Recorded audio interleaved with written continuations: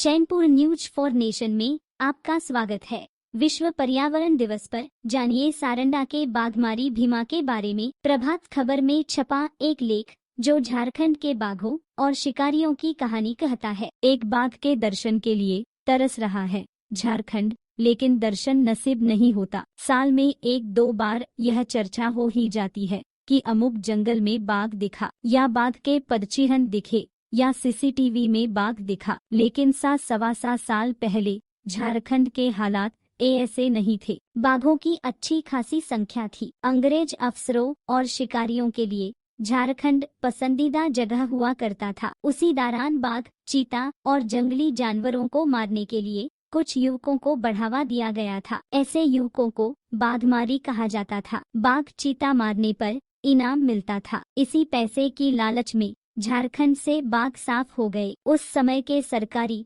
दस्तावेज अंग्रेज लेखकों शिकारियों की किताब डायरी में सारंडा, पोड़ाहाट, बरवाडीह, सिमडेगा, गुमला आदि जगहों में बड़ी संख्या में बाघों के होने एवं उन्हें मारने का जिक्र है। सरकारी आंकड़े बताते हैं कि 1911 से 1913 यानी 3 वर्ष में बाघ ने सिर्फ पुराने रांची जिला में 177 लोगों को मार डाला था, जिसके बाद चले अभियान में 34 बाघों को मार डाला गया। एक बाघ मारने पर सरकार की ओर से 500 रुपए का इनाम दिया जाता था। अंग्रेज लेखक ए मर्विन स्मिथ ने sport and venture in Indian jungle नामक पुस्तक में सारंडा के कुछ गांवों की घटनाओं का उल्लेख किया है, जो 7-7.25 साल पहले की स्थिति का प्रमाणिक दस्तावेज है। सारंडा में मनोहरपुर के पास कोयल नदी के किनारे समीज है। अब तो वहाँ प्रसिद्ध आश्रम भी है। पास में ही एक गांव बारा है। इसी गांव में 7-7.25 साल पहले भीमा नामक युवक रहता था। वह बाघ,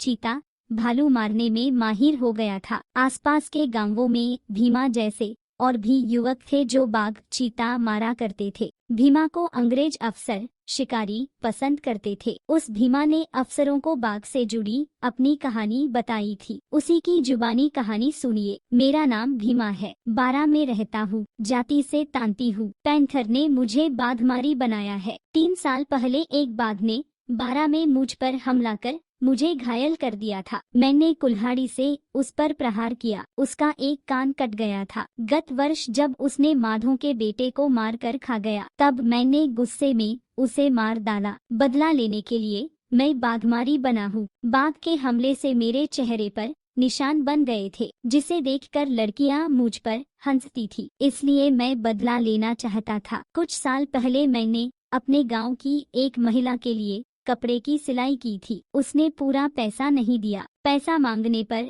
उसने मुझे श्राप दिया कि तुम्हें बाघ खा जाएगा। इसके कुछ दिनों बाद ही एक बाघ ने घर में मेरी 2 बकरियों को मार दिया। जब उसने तीसरी बकरी पर हमला किया तो मैं पहुंच गया और बाघ ने मुझे भी घायल कर दिया। तभी मैंने तय कर लिया था कि बदला लेना है। उसके बाद मैंने बाघ मारने का तरीका सीखा। मान सिंह ने मुझे यह सब सिखाया। 3 साल से मैं बाघ मारी हूँ। मैंने अभी तक 2 बाघ, 10 पैंथर्स, 2 चीता और 5 भालू मारा है। सरकार ने मुझे हर बाघ को मारने पर 25 रुपए, चीता पैंथर को मारने पर 5-5 रुपए का इनाम दिया है। भालू मारने का सरकार ने 1 पैसा भी नहीं दिया। लेकिन इन जानवरों से प्रताड़ित गाँव वालों ने मुझे बाघ, पैंथर को मारने पर 4-4 से घान दिया था। जिस गांव में मैं जाता हूँ, लोग अपने घरों में खाना खिलाते हैं। मैं सिर्फ अपने गांव बारा के आसपास के 10 मील तक ही शिकार करता हूँ। मैं तीर को जहरीला बनाने के लिए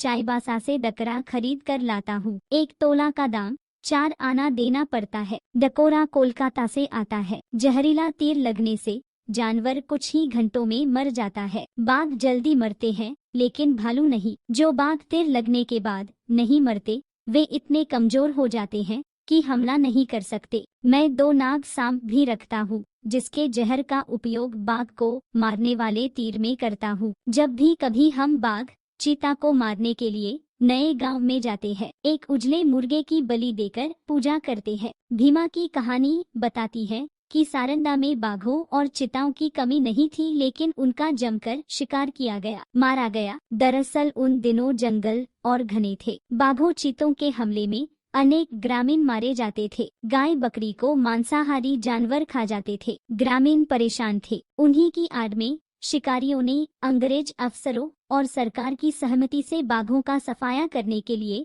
भीमा जैसे युवाओं को बढ़ावा दिया, जिसका दुष्परिणाम है कि आज सारंडा में एक भी बाघ नहीं है। सरकार एक बाघ मारने के लिए वर्ष 1900 के पहले 25 रुपए का इनाम देती थी। बाद में इसे बढ़ा दिया गया। सिर्फ सारंडा ही नहीं, कई अन्य जिलों में भी बाघों का सफाया हुआ था। सरकारी दस्तावेज बताते हैं पुराने रांची जिला में 1911 से 1913 तक हर वर्ष औसतन 1121 मवेशियों को बाघ मार कर खा जाते थे। इसी अवधि में रांची में 177 लोगों को बाघ ने मारा था। इसके बाद अंग्रेज सरकार ने घोषणा कर दी कि एक बाघ मारने पर ग्रामीणों को 500 रुपए दिए जाएंगे। यह बड़ी राशि थी और इसी इनाम की लालच में तोरपा, बानो, कोलेबिरा, कुरडेग, चैनपुर आदि इलाकों में बाघों का सफाया होने लगा। 5 आदमखोर बाघ समेत 34 बाघों को मार डाला गया। इसी दौरान रांची जिले में